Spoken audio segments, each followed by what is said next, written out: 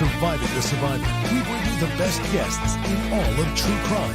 Don't forget to subscribe and smash that like button. Here's your host, Emmy Award-winning broadcaster, Joel Waldman.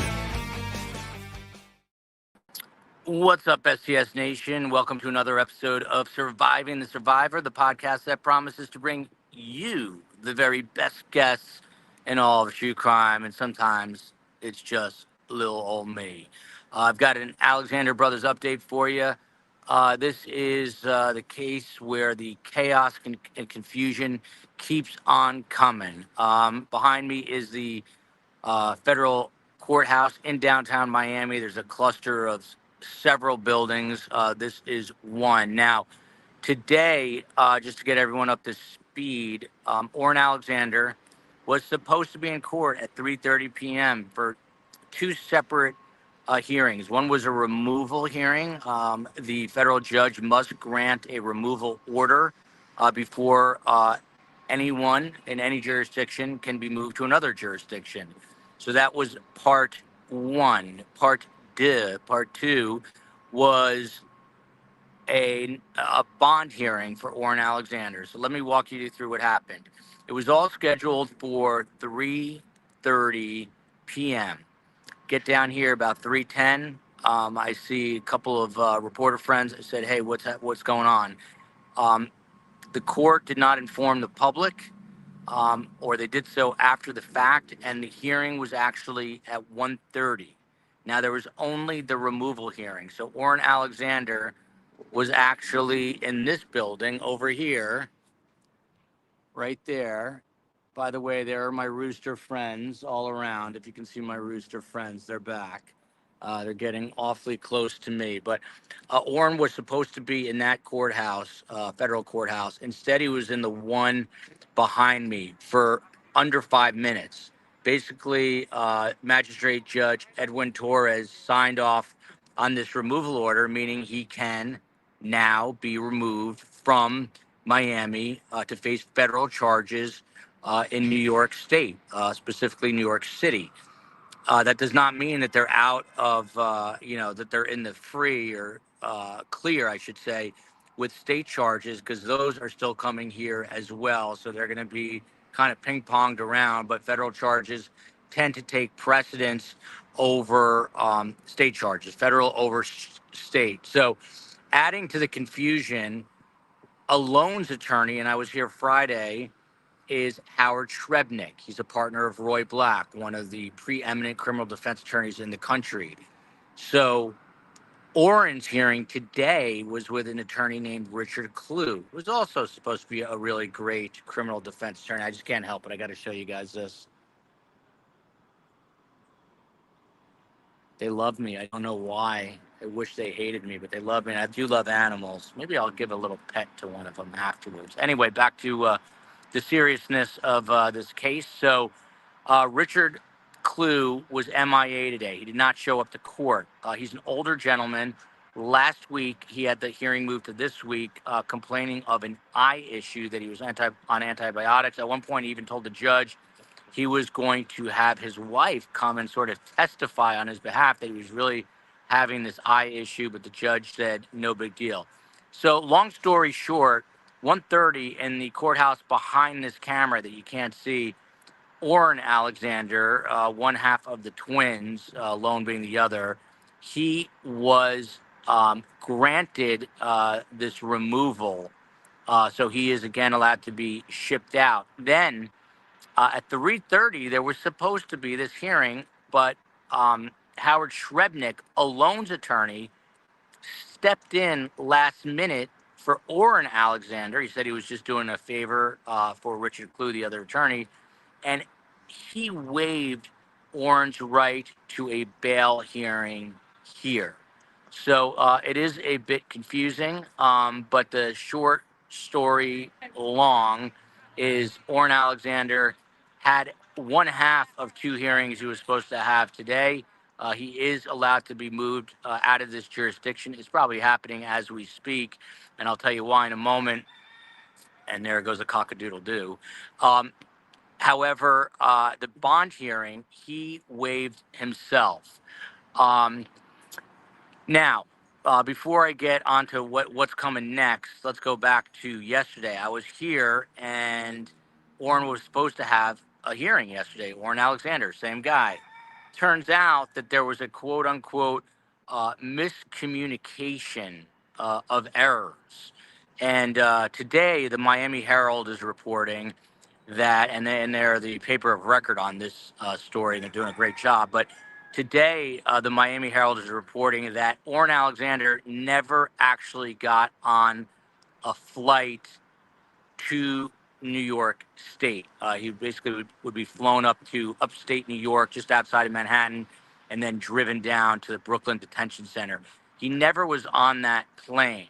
Uh, the word they use is shipped, and so a spokesperson, again, per the Miami Herald, um, from the U.S. Marshals Service said, and I quote, Oren was never actually shipped to New York City. What happened was the U.S. Marshals mistakenly issued a transportation order to bring Oren to MDC in Brooklyn, as I take a look at my notes here. So they accidentally issued an order, but they never followed through. In other words, they never actually transferred him. They did get so far as to take him toward Miami International Airport. It's unclear if they actually got inside the confines of the airport itself, but nevertheless, he never got on a plane and was immediately brought back into federal custody here in Miami. The marshal said during the route to MIA, to the airport, they realized that they had kind of screwed up, that they had a bail hearing. So the spokesperson for the U.S. Marshals, and I quote here, this is per the Miami Herald, says regarding Oren's possible trip to New York, the marshals say, we caught it in time. He was never on an airplane and never left the state. Magistrate Judge Edwin Torres, the same judge who presided today and was supposed to preside yesterday, again, he classified it as a miscommunication of orders. So, it's kind of like egg on the face for the judicial system here, the federal system here, that they could have a screw up as badly as that. But it turns out they're kind of backtracking and saying, look, we never actually sent him to Miami. We brought him back the minute we realized that he was supposed to still be in our custody, meaning here in Miami, of the U.S. Marshals. So now, all three are reported to be in custody. Now they've all been handed off to the U.S. Marshals, and the question is, are they on their way to New York City? We don't know for sure, but we think that they are. Probably going separately, or if they're going on the same plane, they're being separated. All of that is kept kind of under wraps and is unclear.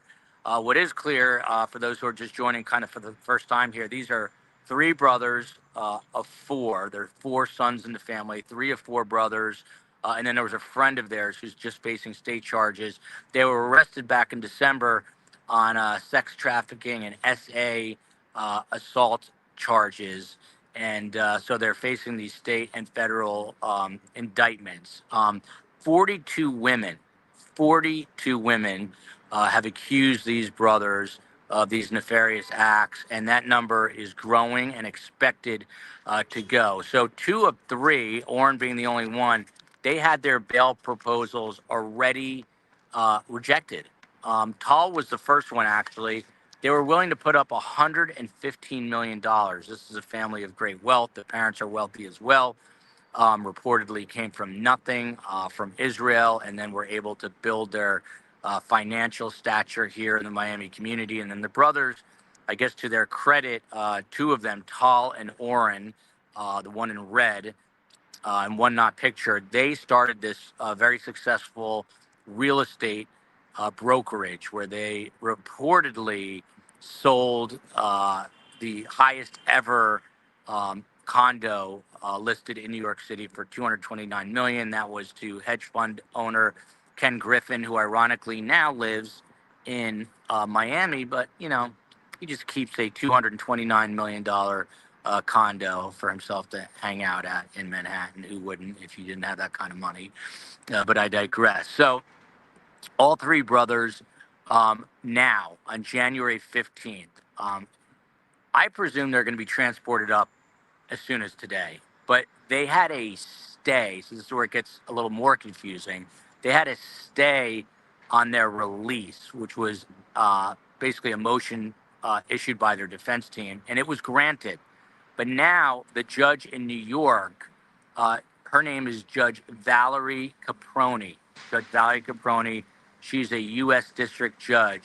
She quashed that stay order and said that the brothers only have till January 6th and January 7th. And I believe we're either on those days or definitely past January 6th, but I've lost track of time. So by January 7th at the latest, they are supposed to be back in New York City. That's why I assume that they might be on a plane headed up there right now. You're looking at a picture of Oren on the left, Tal in the middle. Those two ran the brokerage, and then Alon ran the family's private security empire.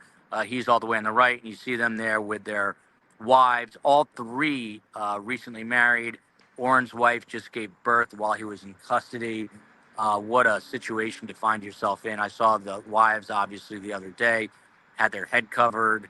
They were looking down. Reportedly, one wife is now taken off to Brazil. Who can blame her for that? It is going to be a long road. I asked Carm, by the way, on my ride down here, I said, hey, what would you do if you were these women and you were married to these allegedly psychotic, psychopath, lunatic R's? And she said, I would not divorce them. I would have a lover, and I would take them for every penny that they're worth. But I would stay married. That was Carm, a wise woman of 85, who, by the way, had a successful colonoscopy today. Carm is out of the woods, doing quite well. Happy to be engaged with her all morning. I posted some of that, by the way. If you're interested in 85-year-old women getting colonoscopies, it's on my Instagram page, at Surviving the Survivor. We give you everything here at Surviving the Survivor. We give you true crime. We give you updates on, the movement of defendants, and we also give you colonoscopy updates. And Carm gives some colonoscopy advice as well to those who are younger. But you got to follow me on Instagram at Surviving the Survivor, on Twitter at Podcast STS. Again, so Tal's $115 million bail was denied. Alon Alexander's bail just flatly denied, as Howard Shrebnick tried to make a case. Well, they're not going to flee to Israel. They're not going to do this. They're not going to do that. And then Oren Alexander just moments ago apparently waived his right for a bond hearing here in Miami. So it's going to be done, all three of them together, before Judge Valerie Caproni in New York City. It is scheduled for January 15th. COE, please add that to the calendar.